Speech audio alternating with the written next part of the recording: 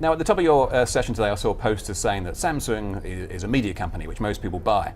But then in my delegate bag, there was a little flyer, and it says Dunkin' Donuts is a media company. Now, at the risk of being puntastic, people might find that hard to swallow.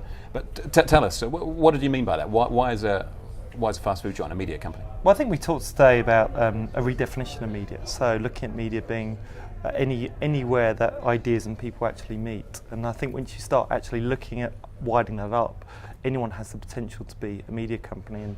And Thomas showed his case that he did in Dunkin' Donuts, and in that particular case, Dunkin' Donuts was operating as a media company in terms of actually getting part of someone's routine. Now, I won't make the whole thing about Dunkin' Donuts, but this was an app where it woke you up, and then you had a certain number of hours to get to your Dunkin' Donuts store before your app blew up, not literally, and then you got vouchers off, and you got your donuts and your coffee and what have you. It kind of feels like a sort of a reverse fitness app. Unless you run to the store. How could you extend it? Because it seems it's all about, a lot of your apps that you demonstrated today at the festival are injecting fun into the kind of the purchase process. Well, I think, as Daniele mentioned in part of the setup for LifeShare, the framework, meet, play, and share. So I think what you're recognizing and hitting on there is the play element, really engaging people, but not just engaging them, trying to provide something that is sort of enriching and enhancing in their life. It is that evolution. We've gone from media taking time away from people to brands asking people to spend time with them sort of on their own channels.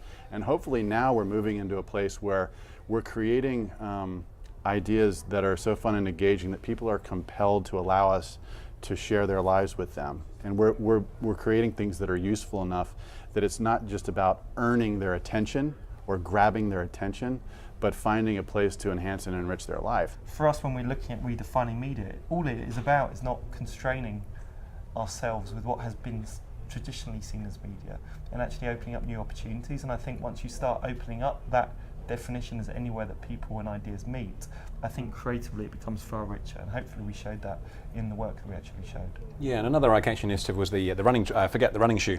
Forget which brand? Mizuno, and you gave those away to kind of opinion formers and bloggers, right. Clearly joggers, and in a sense that kind of struck me as, in one sense, it was kind of old-fashioned ad-funded programming, almost in a sense, but it wasn't a TV program. It was a pair of shoes, and you put almost your entire budget into giving away free shoes, and just let the people publicize it for themselves. I think the days of we stick to the traditional media has already gone. It's really new, interesting, and modern. In some ways it's completely old-fashioned. Several years ago we would have done 4 or 5 print ads and maybe some display ads online, and then that would have been the entirety of the Mizuno running campaign, and we just would have put it out and hoped people liked the print ads. This was a much more compelling way to engage our audience and to play with them. And we did encourage them to share, and they were compelled to share. Was there a potential backlash because people were aware they got them for free? So if you start recommending them, people say, well, that's not a genuine recommendation. You just got those for free. But clearly that didn't happen. No, we didn't put any parameters on what they could say about the experience. So it was risky in that sense, in that they could have gone out and said these shoes suck. To my knowledge, that never happened. Most people were really excited to try it, and gave Mizuno and gave the brand a lot of credit for thinking this way. It's interesting, just for trying a new approach, we got a lot of credit, and just people talking about, interesting, like, we sent those direct mail pieces.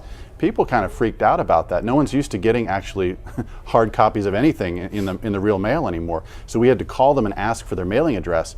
So before we sent out a single pair of shoes, people were already tweeting and going on Facebook saying, Mizuno called and asked for my mailing address. What's happening? So it just started a kind of a buzz from the get-go. And then, as I said during the presentation, the fact that we allowed those initial 600 people to give away another pair of shoes from them to someone in their running circle, that was what they actually truly found more rewarding than the free pair of shoes themselves. And it's just interesting when you give people a chance to be the hero and to give stuff away on their own. Okay, well, you put LifeShare up on the screen with the hashtag, so we'll see later if it gets trending. Yes. But guys, thank you very much. Thank you. Thank you.